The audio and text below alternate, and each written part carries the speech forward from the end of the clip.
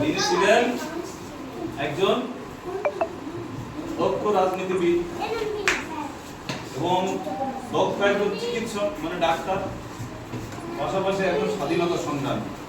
আরে এতগুলো গুণ তার মধ্যে রয়েছে বলেই তো আমরা তাকে আজকে স্মরণ করলাম। আর উনি হচ্ছেন আমাদের দ্বিতীয় মুখ্যমন্ত্রী।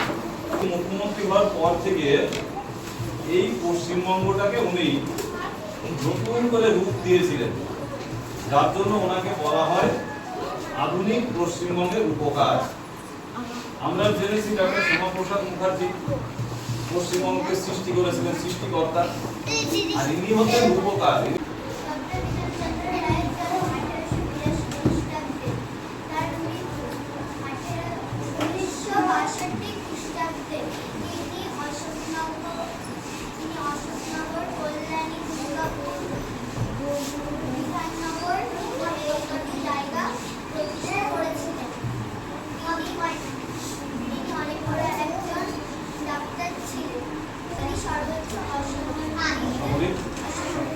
পুরস্কার ভারত রত্ন।